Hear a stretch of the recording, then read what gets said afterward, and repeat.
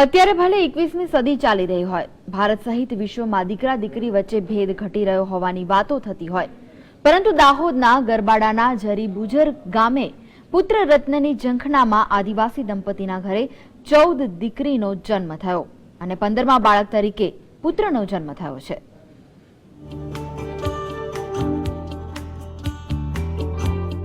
અમે બે અમારા બે એ સુખી પરિવારની વ્યાખ્યા ગણાય છે, પરંતુ કુળ આગળ વધે તેવી માન્યતાને લઈને પુત્ર પ્રાપ્તિની ઝંખના કેટલી હદે તીવ્ર હોઈ શકે છે તે વાતનો પુરાવો દાહોદના ગરબાડાના જરીબુર્જ ગામે જોવા મળી રહ્યો છે.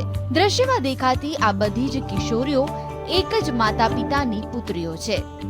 આદિવાસી વસ્તી ધરાવતા દાહોદમાં ખેત મજૂરી કરીને ગુજરાન ચલાવતા રામભાઈ અને તેમની પત્ની કનુબેનને પુત્ર પ્રાપ્તિનો મોહ હતો અને તે ઝંખનામાં સમયે સમયે ઘરે પારણું તો બંધાયું, પરંતુ દીકરીઓનો જન્મ થયો અને 14 દીકરી બાદ 15મું સંતાન પુત્ર રૂપે જન્મ્યો.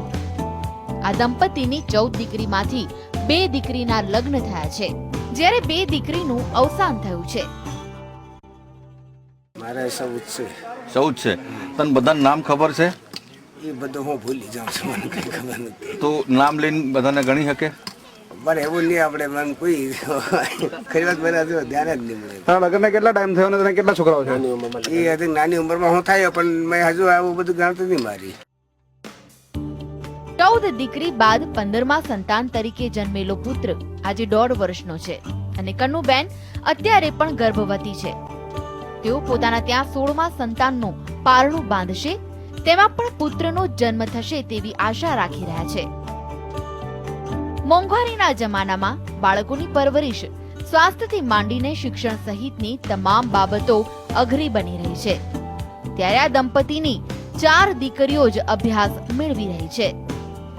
ભૂપેન્દ્ર ચૌધરી સાથે બ્યુરો રિપોર્ટ, GSTV દાહોદ.